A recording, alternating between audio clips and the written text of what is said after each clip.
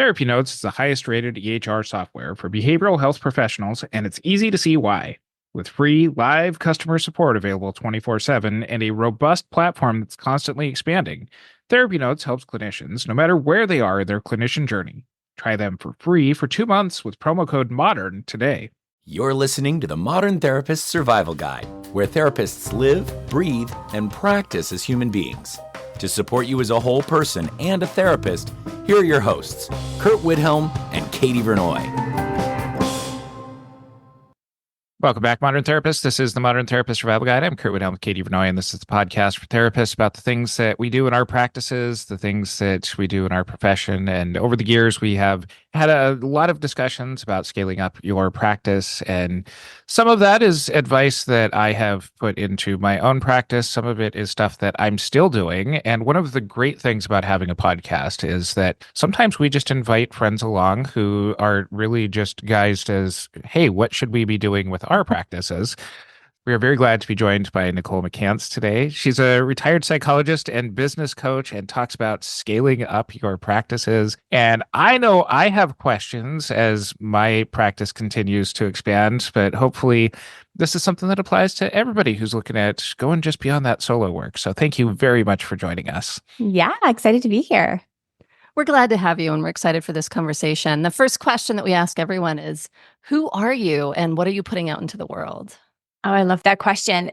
For about 15 years, I was in solo practice and truly loved what I did, EMDR and couples, and felt in my soul that I would do it until the day I die and that I was put on this earth to do this work. And I don't know if you resonate. Like, we're so lucky, aren't we, to make a good living and help people. And then one day, 2016, I became pregnant with twins. And I remember thinking, oh gosh, like, this is amazing, but I live in Toronto. We need a bigger house. Like, what am I going to do? I'm already seeing all the clients and I'm hitting a ceiling in my income. I cannot see more clients. I will burn out. And then I had the next thought, wait, maybe I'll hire. But here's the thing, there was no coach doing it. So I didn't do anything for 2 years. Fast forward, Jackson and Lucas are at home waiting for mommy every single night at 7 p.m. And I'm so guilty and so exhausted. And this is not the motherhood that I chose. So it was that catalyst that I was able to grow my group practice in 3 years to 55 therapists. And the thing I'm most excited about is that it was automated. I told my husband, I'm going to do this, but I want to be home. So I want it to run without me. And then guess what happened? If you have a revenue generating machine, somebody wants to buy it. And a psychiatrist approached me and said, I will take better care of your team. I will give them pensions. I will give them trainings that you can afford because I'm a conglomerate and you aren't. And at first I said no, because this was my team. But then I said, wait a minute, when does this happen in life? So I decided to exit and sell for multiple 7 figures. And then the piece of the puzzle. And then who am I? I'm not a therapist anymore. I don't own a clinic anymore. And that's when I said, wait, what if I take it to my peers? What if I give them every single step that I took that got me to rapid success? And I've dedicated my life to that now. I have one specific program. It is 6 months and it is booming because there's a huge gap in our market for this. We start a lot of our episodes asking about what are some of the mistakes that we see people making. Because if other people have already made them, we can avoid them as well. So when people are looking to move from that solo practitioner and taking on some employees, what are some of the things that you see people usually run into? The very first thing is they underestimate how hard it is to hire. They're like, oh, how hard is it? I'll just throw a post up on Indeed. I'll just be a boss. And then it's not. So the biggest thing is that it's not systemized. Everything is in my head. And now this new person has 100 questions and I've become the chief question answerer, not the chief like CEO. I'm now a CQA and it's overwhelming. So I tell people, let the first step be take everything out of your head, like the little things, how to deal with the insurance, what is your cancellation policy? How many buttons do I click to book? Put it into a Google Drive so they go there and not to you. Way less overwhelming. So it sounds like you're a systems gal, which I love. I am as well. So I'm excited to dig into this. What were the first systems that you realized you needed that you didn't have once you started getting actual clinicians? So not just like, hey, how do I do my practice? What are my policies? Those kind of things. But there's other systems once you actually are an employer. 100%. Yeah.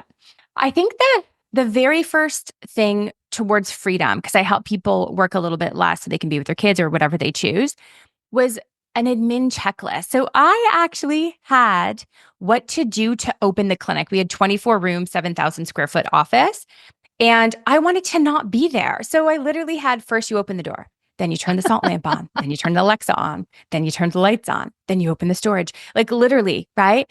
They just got really good at it and didn't have to lean on me. Number one. Number two is actually an onboarding process.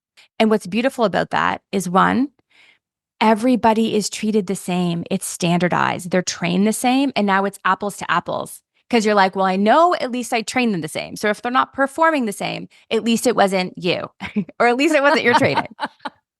For me, I have recognized that as my team has expanded, I'm not anywhere close to 55. My team's at like 10 right now. But as we have expanded, I've recognized more that when I do hire somebody, it's okay, here's what your first week is really going to look like. And it's going to get into the fold, and it's going to be, here's how to log in, and here's where the keys are, and here's how you fit yourself into the schedule. So it is something that I looked at it from just kind of from the employee perspective as how many questions am I going to have, and how many answers can be just provided before those questions even get asked.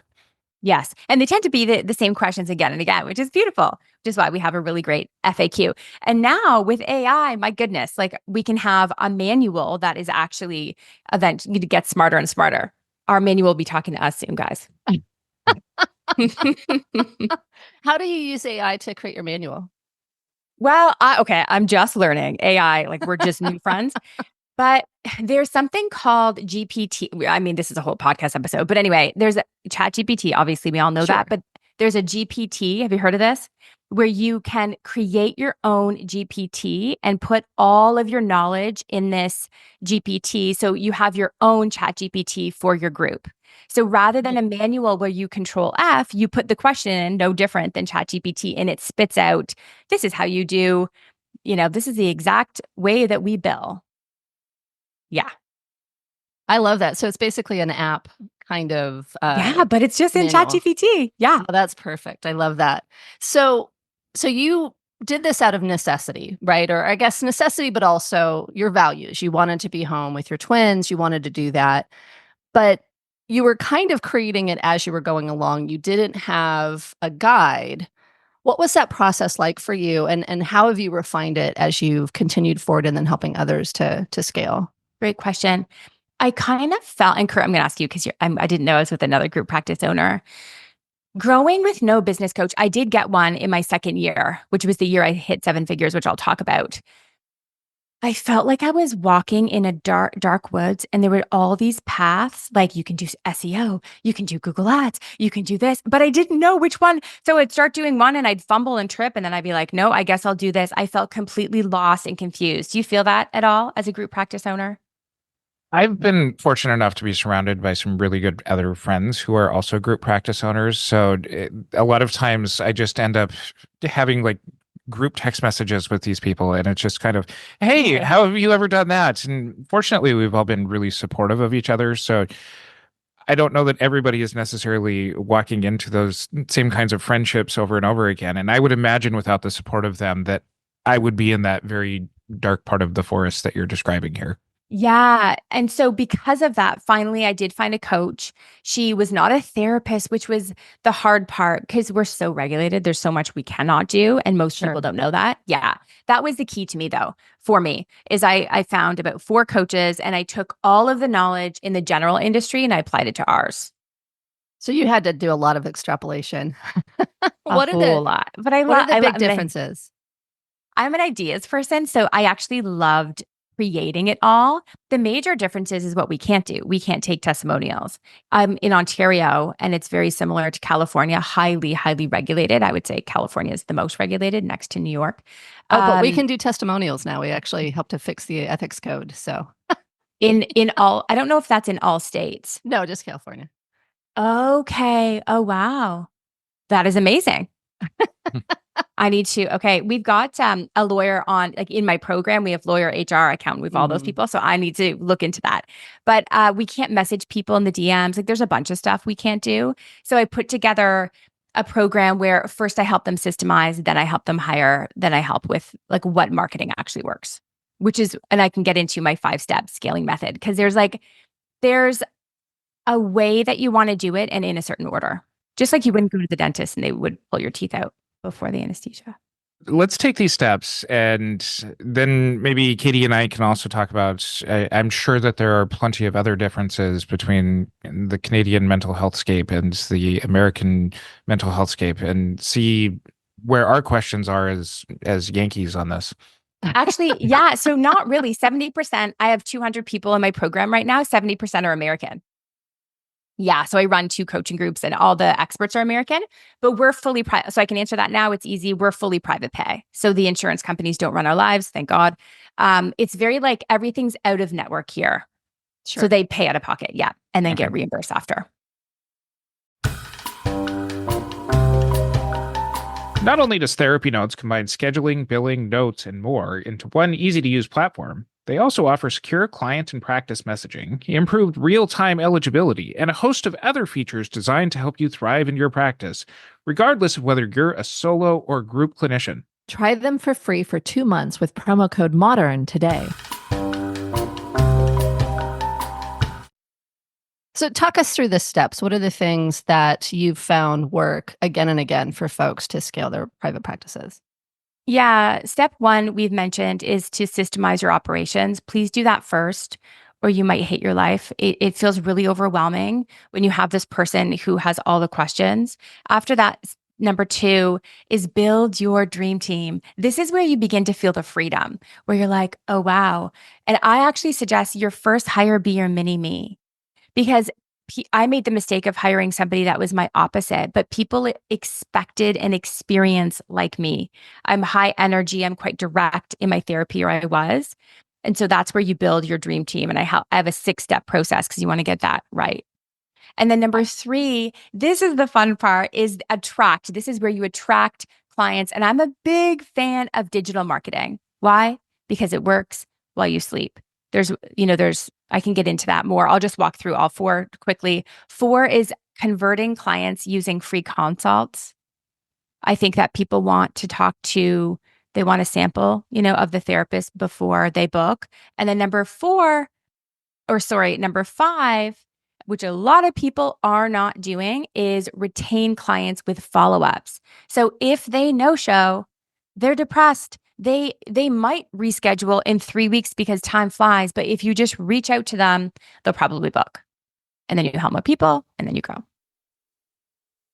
So it sounds like part of this is at first having a really good identity for yourself and really kind of knowing who you are, so that way you can find that mini me that ends up being there. And I've seen a lot of people who are starting to hire that first other clinician who might be somebody that they just get along really well with, or kind of trying to maybe branch out their practice, as you're describing, of somebody that, oh, you're providing services that I don't.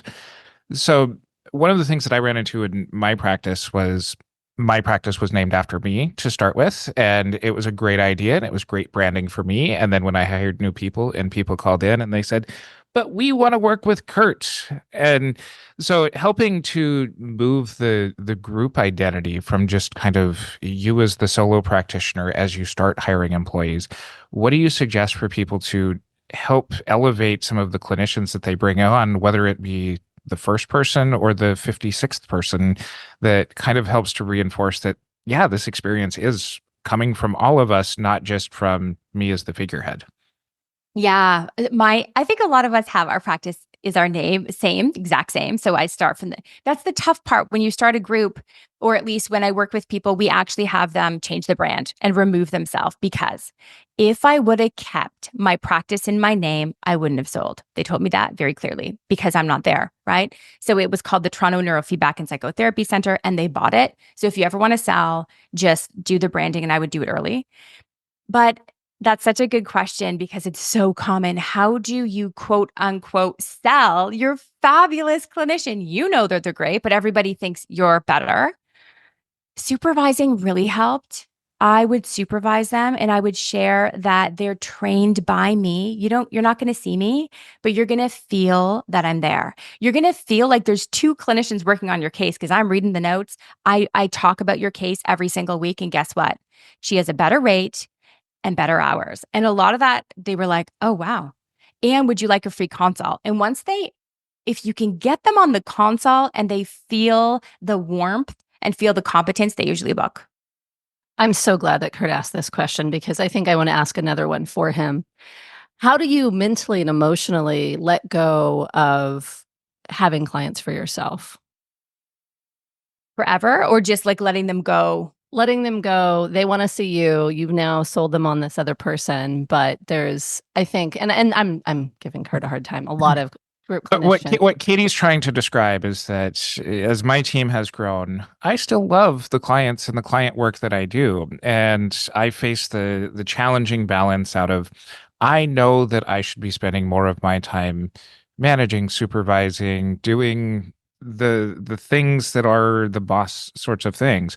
But I also love seeing my clients and I love seeing the people that I've been working with for years. And there's also a little bit of the scary, what if my income drops? Because my rate is a lot higher than many of the people who work for me. So Yeah. that's the question that Katie's asking is how do I you love get Curt to stop being so much like Curt? Yeah. You know what? It is, Curt, it's not just you. It is really hard, especially like these people you've known exactly for years. Couple of things. One, doing it really slow, giving them lots of notice. I gave them a year. And some of them were like, no, not happening. I'm like, I'm going to be slowing down. They're like, no, you're not. They were just like refusing the breakup. What made the difference? This was really key. When I said, with your consent, I will bring the new clinician up to speed and give them your file. There was something about not having to start over that had them say yes.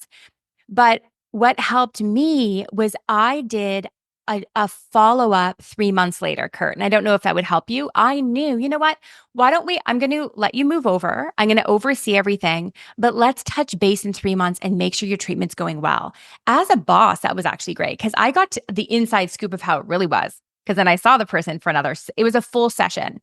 And I had to do that with a few people 3 times. So it was like, a letting go, a year of letting go. How do you not take new clients when they want to see you? I think that the little selling script that I just shared, we just moved them over. So that was easy because I was doing all the training. But what was really key, I was with you, Curt. I was seeing clients because I wanted my business to feed itself. I took the money, invested in Google Ads, right? And then I took my own clients and they paid for my lifestyle. Now I've got these twins. Like I did see clients for, oh gosh, like at least the first year and a half, something like that. But then this beautiful thing happens is profit. And so when there was enough profit that I was like, oh, now I basically, as the profit increased, I decreased my client load. That's how it went. Oh, I can fill my bank with this money coming in from the business now, coming in from the group practice, and slowly knock one client down and then another one and slowly reducing them. So the answer is it's gradual, right? And then it doesn't feel scary. So Katie, my 10-year plan is to start introducing this to my clients now. And His 10-year plan. Oh, that's the best. So switching gears, I wanted to talk a little bit about making the decision to scale to a group practice because I've chosen again and again not to. And so I'm really curious about the thought process of deciding this is how I'm going to increase my income because to me it sounds like just a crap ton of work. Oh, that's so interesting. What part? Because to me, it felt like a less work because there was no ceiling now in my income. I didn't only make money when I was sitting in front of somebody. Sure. I think for me, it was, I've been an employer before and it's a lot of work. And there's so many personalities and making sure you hire the right person, setting yourself up as an employer, making sure that you're paying folks, having to make sure that you have marketing available and clients available for them so that they're not coming in and not making enough money and leaving. I mean, there's just so many difficulties that I see, and I've talked to a lot of group practice owners about this. There's just so many difficulties and so much responsibility that it feels a lot more stressful than just raising my fee and seeing fewer clients as an individual practitioner. Yeah. And I think that it's like I'm like built to be, I'm a builder. I love innovating. Like I can't not, you know what I mean? Like I could sit on my hands. Yeah. So I think that I would say the people in my program, it's just like in you where it isn't in some ways. But that's why I have a system, because you are right. The pressure is real. The pressure is real. Like the buck stops with who? With you. And you're the owner. And partly that's why I wanted to create something where I will I actually give them my manuals, my marketing plans, my contracts, everything, the onboarding, the checklist, because I want to make their life easier. I think that's the hardest part too is, oh my gosh, and I have to put all the processes together and not doing it alone. I was lonely. I didn't have a community, and that was hard. My poor husband, I would bring things to him and he's like, doing a great job. He didn't really know what to say. What are some of the signs that somebody isn't ready to take this step? I know there's a lot of people who kind of get into building their practice. They are looking at, lifestyle changes, they're looking at income sorts of things, wanting to make passive income kinds of things. But what are some of the things that you've seen from people who are maybe on the fence and should stay on the fence, or should maybe take a step back? Yeah, I think that I was going to say, if you're not going to be a good boss, don't be one. But sadly, the bad bosses don't know they're bad bosses. I don't know if you've ever had one. Yeah. I think I love change. If you don't like change, don't do it, because growth is change and everything is new and it can feel like a lot. I'm kind of biased because I love this stuff. So, when you love something so much, you're like, everybody should do it. But I think that if you don't like change and you don't deal well with pressure, and if you are, do you guys know the Kolbe assessment? No, KOLBE. I've heard of it, but tell us a little bit about it for our listeners who haven't. It's so good. So it's basically a strengths assessment, but it tells you how you get things done, how you naturally work. And I'm a quick start. So I love spontaneity. I love uncertainty. And so if you're not a quick start where you are okay with a bit of chaos, this may not be for you, because as you're building, there's a lot of moving parts. Some people thrive in that, and some people are like, oh my gosh, that sounds awful. I'm guessing that you didn't go from your first clinician to your 55th clinician as you were growing your practice out. How do you continue to make those changes, or make those desired kind of continue to grow? Or is there a place where you were ever just like, oh, this is just good enough and I can just stop here? 50 was good enough. Like 50 is a lot. And you know what? I did not go into this thinking I want to build something big. It's interesting. Do you ever have that in your life where it just evolves, like another thing opens, and before you know it, I literally felt like it was happening to me, that it was meant to be, that it was like pulling me with it, which is such a beautiful thing. To answer your question, I listen to the market.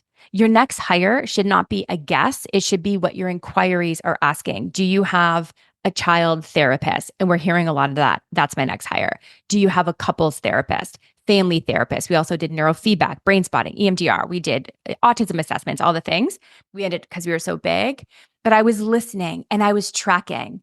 And then I was informed on my next business decision in terms of hiring.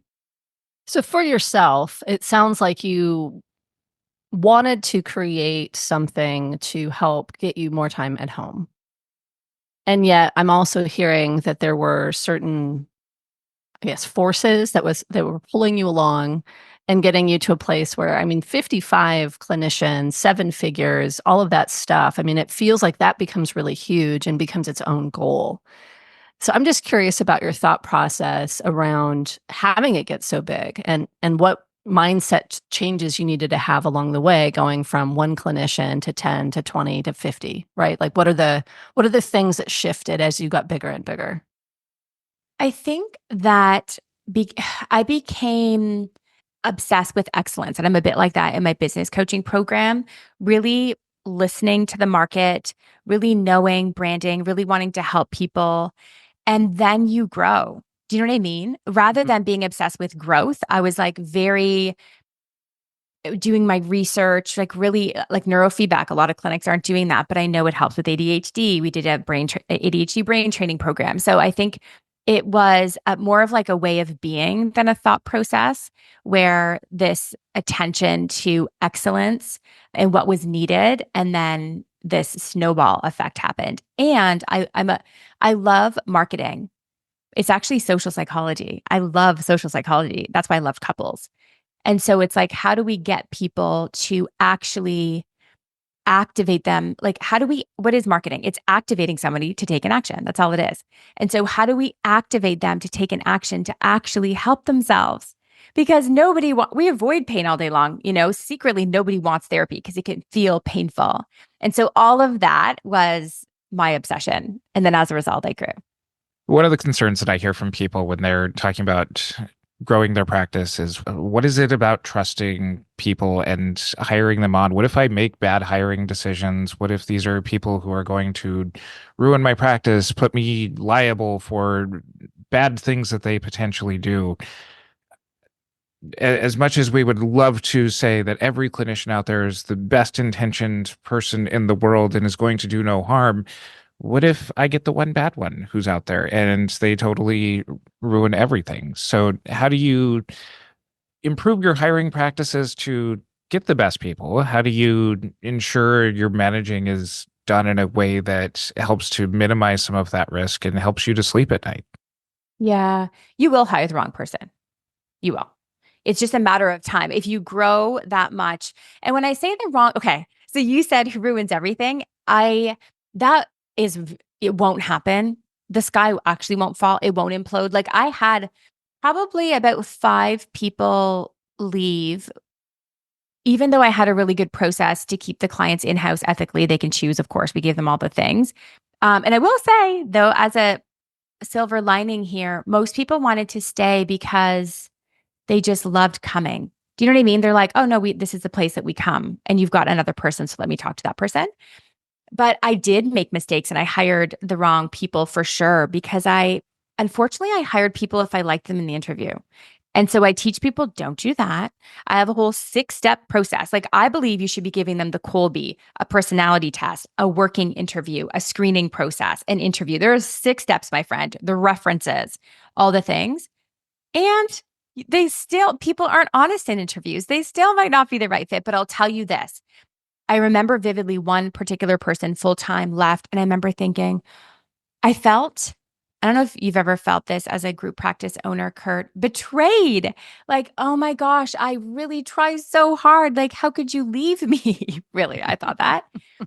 And I will say, I was also nervous about the income, because I'm like, oh no, that's a big deal. But it didn't make a difference. Please hear that, my friends listening. I don't know how or why. I think it was, we were bringing in the right people for marketing, but in the end, I didn't implode. And often the people will leave. Typically there's about a 20% retention rate in most jobs, by the way, or sorry, attrition. Yeah. So you can expect 20% to leave, and you'll still be okay. I know that some of the things that are going on in the larger marketplace, some clinicians who are in group practice are joining, like the online therapy mills, and there's also those folks are competing with large group practices. Some of them are getting purchased. There's a lot of stuff that I think group practice owners, especially when they're first starting out, there's a lot of challenges that they face, in addition to the 20% turnover or attrition rate. What are the things that you're seeing as you're working with group practice owners? What are the big challenges they're facing? And what suggestions do you have for them to create a sustainable business in this changing marketplace? I think that what is going to set you apart from the tech company, all these other conglomerates, is that this community and culture. Now, we hear about culture all the time. People always want to know, like, what do I do for culture? Do I do a games night? Do I take them out for dinner? Do we have all this extra things? But here's the thing. There's an amazing book called The Culture Code. I don't know if you know it. Yep. It's so good, by Daniel Coyle. Read that book. And the number one thing is that they feel connected and psychological safety, that they really know that you care. I teach people how to do every 90 days, do a check-in. And I actually give them a questionnaire. How happy are you? Rate me as a boss, 0 to 10. Please rate me. Rate the admin. Maybe there's stuff in the front desk you have no idea and they're dying to tell you, like I rate the admin a 3, and that's a convo. But more than that, know their goals. Know their personal goals, not just their career goals. And if you can help them reach their goal within your larger group practice, why would they ever leave? That sounds like stuff that I try to do. And I am always impressed when other people have had my ideas before me and it backs things up. I hear a lot from people who are interviewing just about living in a high cost of living area. My practice is in Los Angeles. I know Toronto is very much another high cost of living area, especially for early career clinicians and trying to be able to support them. How do you handle a lot of the conversations around the realities of getting paid? It sounds like you said that your practice was all private pay. Not all of the practices around America are. Many of them are insurance based. So how do you handle kind of supporting people into getting into kind of that professional level of things when it does really come around being able to afford existing as a early career mental health professional? Yeah. We give them, I'm not sure if you've tried this, but you can ask for more money through insurance. Good luck to you, but it does work some of the time. Like there's a way to do it. And I found out the way, like what to say. And actually it takes multiple times sometimes. That's fine. Just be persistent. And I really help people do private pay. We have a little mantra, private pay is the way. That's our little mantra. But the only thing about that is there's marketing dollars you need to invest in order to make that happen, as opposed to insurance. They're coming your way for a lot less, right? So I find a lot of people, though, it's like knowing what to do to bring in more private pay. It's because literally, what is it, like 30% more or even more than that? Or And 50 guess what? or 100% more. Oh my gosh. And then way less admin. It's like, I love the 80-20 rule, the Pareto principle, that you're literally saying, like, what is actually profitable here? Okay, can I release the low paying ones at the very least? Can I release that insurance and really focus on maybe, these clients, they pay faster, less admin, less headache. So I would trim the fat there. Can you let go of the least paying at the very least? And then can you focus more on private pay and do the marketing that works? Digital marketing, Google Ads, SEO, things like that. What would you say is an ideal setup for how you compensate your clinicians and the types of benefits that you're able to provide at different levels of scaling your practice? If you're doing 1099 contractors, you don't want to pay them more than 60% if they're fully licensed and 50% if they're pre-licensed. If there's employees, you're basically this is where it gets a bit complicated for my therapy brain, but you're doing the same thing except factoring in payroll costs, benefits, all of that. And that can be, I would give yourself 15%. So now you're looking at paying this person 45. Do you see that? Because you're keeping the rest to cover all the extra things. Sure. Where can people find out more about you and all of the wonderful things that you're doing? Well, if you love podcasts, I also have one. It's called The Business Savvy Therapist. Would love to see you there. I also have twice a week a free masterclass called How to Build a 7-Figure Group Practice. If you want to learn, I'd love to see you. And we will include links to those in our show notes over at mtsgpodcast.com. Follow us on our social media. Join our Facebook group, The Modern Therapist Group, to continue on with these conversations. And until next time, I'm Curt with Katie Vernoy and Nicole McCance. Thanks again to our partner, Therapy Notes, the #1 trusted EHR among mental health professionals. Don't forget to use promo code MODERN and try them out for 2 months free today. Thank you for listening to the Modern Therapist Survival Guide. Learn more about who we are and what we do at mtsgpodcast.com. You can also join us on Facebook and Twitter. And please don't forget to subscribe so you don't miss any of our episodes.